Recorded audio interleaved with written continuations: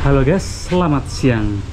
Nah, di video kali ini saya ingin membahas sebuah hal yang lagi rame ya diperbincangkan saat ini, yaitu adalah penutupan pabrik pembuatan mobil Daihatsu di Indo Daihatsu, yaitu di Jepang ya teman-teman. Salah satunya tuh di pabrik Shiga ini. Nah, ini aku punya stiker ya ini di sini. Ini aku beli online teman-teman, tapi udah tak buat model magnet seperti ini. Belakangnya ada magnetnya, bisa ditempel di bagian yang berbahan logam. Nah teman-teman, nah ini seperti yang kalian tahu, ini skandal manipulasi data crash test di Daihatsu ini udah ada ternyata sejak tahun 89 ya, berdasarkan yang saya baca di internet. Sudah sejak lama sekali ya ini untuk manipulasi data seperti ini ya. Lebih lengkap kemarin aku habis lihat vlognya Ridwan Hanif ya, tentang pembahasan di apa aja yang dimanipulasi datanya oleh Daihatsu. Nah ini saya sebagai owner Daihatsu, bahkan saya punya dua nih, Daihatsu Ayla dan Daihatsu All New Terios. Nah ini sebenarnya sudah sejak dulu sih saya rasain memang Daihatsu ini untuk safety-nya itu memang di bawahnya Toyota cukup banyak ya teman-teman. Mulai dari airbag, headrest baris keduanya dan lain-lain, itu banyak banget sebenarnya yang disunat dari Toyota ke Daihatsu ini. Jadi Toyota safety-nya tuh cukup komplit, tapi kalau Daihatsu tuh disunat banyak banget untuk menekan harga yang memang levelnya harus di bawah Toyota ya untuk Daihatsu ini. Nah ini untuk Daihatsu Ayla ini saya spesial mau bahas tuh ini tahun 2016 ya, perbedaan dengan Agya dari unsur safety-nya teman-teman ya. Yang pertama tentunya nggak ada airbag. Jadi ini mobilnya itu memang nggak ada airbag ya teman-teman. Dari awal saya beli saya udah sadar bahwa dengan harga yang saya beli lebih rendah dari Agya, tentu ada beberapa unsur yang memang tidak bisa kita samakan dengan Agya. Tentu airbag ini ya. Ini mobil kegunaan hanya untuk dalam kota ya, saya seperti itu. Tidak pernah saya gunakan untuk luar kota, itu pun paling cuma dekat-dekat Klaten, Magelang dan lain-lain, yang dekat-dekat area Yogyakarta ini aja. Dan ini mobil lokal ya, karena kalau saya luar kota pakainya Terios teman-teman. Nah ini memang nggak ada airbagnya, ini tahun 2016 ini. Kemudian setelah ini ada juga yang Ayla tipe airbag ya. Jadi memang Ayla ini untuk awal-awal kemunculan memang nggak ada airbagnya. Kemudian setelah berjalannya waktu baru mulai ada airbagnya, itu pun hanya di tipe tertinggi ya. Tipe terendah itu tentunya minim sekali fiturnya, apalagi fitur safety airbag itu untuk menekan ongkos produksi. Nah selain airbag ada beberapa fitur lain yang perintilan kecil, semacam kalau Matic ini, kalau di Agya itu ada di odometer, itu di bagian speedo itu ada penunjuknya P, terus D dan lain-lainnya, N. Nah ini enggak ada, ini murni mengandalkan di bawah ini. Oke ya, kemudian juga untuk bagian belakang itu Agya kan kalian tahu ya, Agya yang tahun ya teman-teman ya, yang baru-baru ini ya. Kalau yang lama sama aja, yang generasinya 1000 cc lama ini sama aja sebenarnya, masih tetap dua headrest ini. Tapi semenjak tahun berapa itu saya juga lupa, 2020-an kalau nggak salah ya, itu Toyota harus pakai 3 headrest plus seat belt 3 titik sampai ke penumpang tengah ya. Dari di bagian atas itu ada kayak seat belt untuk penumpang baris kedua yang bagian tengah, bagian sini. Jadi ini kan kosong nih, cuman seat beltnya 2 titik ya, ini sama ini aja, nggak ada headrestnya. Bagian tengah ini kurang proper sebenarnya untuk safety-nya, untuk duduk sebagai penumpang, karena ya itu nggak ada headrestnya. Seatbeltnya pun cuma 2 titik. Kalau Agya komplit ya, headrest ada, seatbelt 3 titik juga ada, komplit teman-teman. Nah ada lagi fitur yang disunat tuh ini ya teman-teman. Jadi hazardnya kalau kalian tahu di Ayla ini nggak ada backlight-nya. Nah kalau Agya setahu saya ini bisa nyala ya. Ini kalau malam tuh nggak kelihatan teman-teman. Nah ini kelemahannya. Nah normalnya ini harusnya ada backlight-nya. Kalau malam itu kan untuk menyalakan lampu hazard itu kan harus, kalau gelap ininya kan susah ya menjangkaunya ini.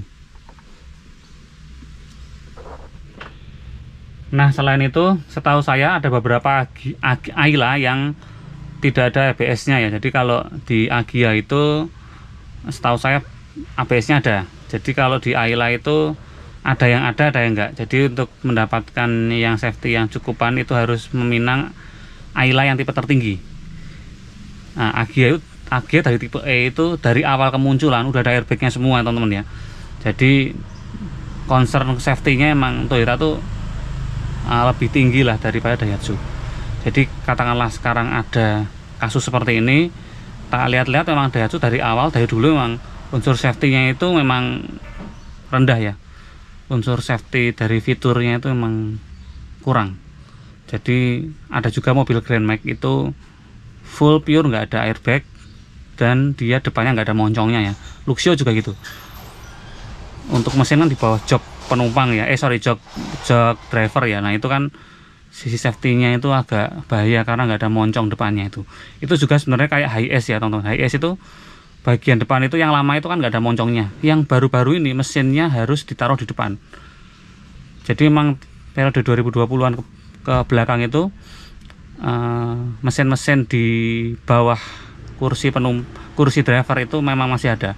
Untuk Toyota sekarang udah di cut semuanya ya, hampir semua udah di cut sekarang. Kalau Daihatsu masih ada, yaitu kayak jualan Grand Max dan jualan Luxio masih ada, dan memang sampai sekarang pun belum ada airbag dan mesinnya di bawah driver.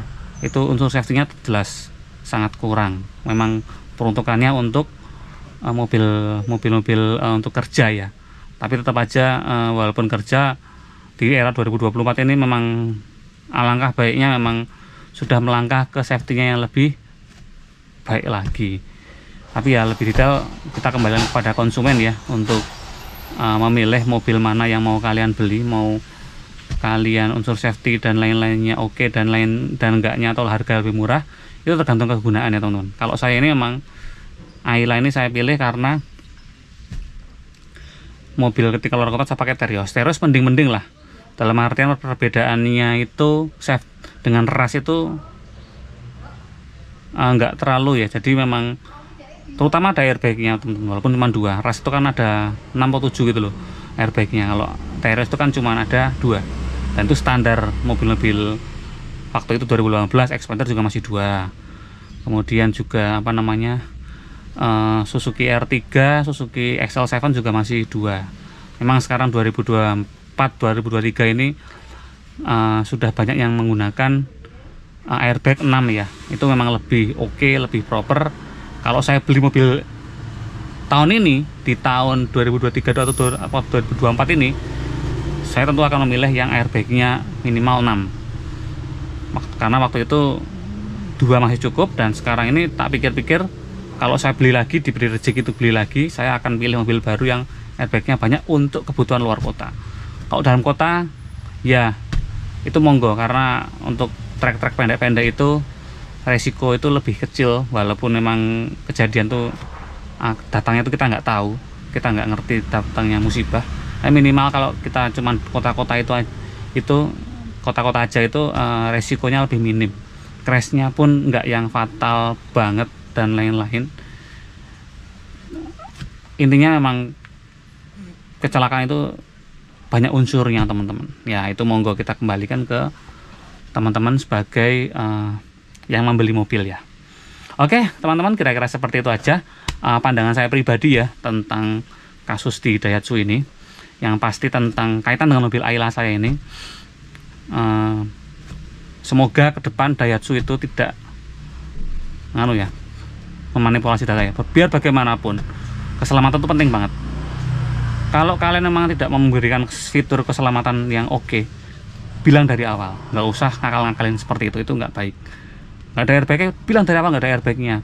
Ini datanya memang lemah, NCAP-nya mungkin, bilang NCAP-nya jelek, udah apa adanya aja. Jangan diakal-akalin seperti itu untuk memenuhi regulasi-regulasi tertentu dari tempat kalian jualan atau negara kalian jualan. NCAP-nya kan lain-lain ya.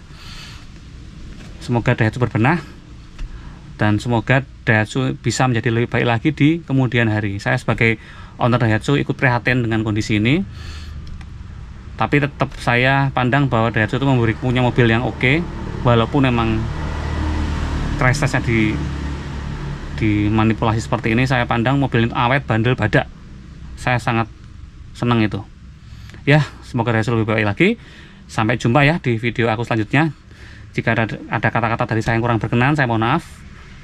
Ini hanya opini saya pribadi. Oke, kira-kira seperti itu aja. Buat yang mau komen-komen silahkan tulis di kolom komentar ya. Sampai jumpa di video aku berikutnya. Dadah.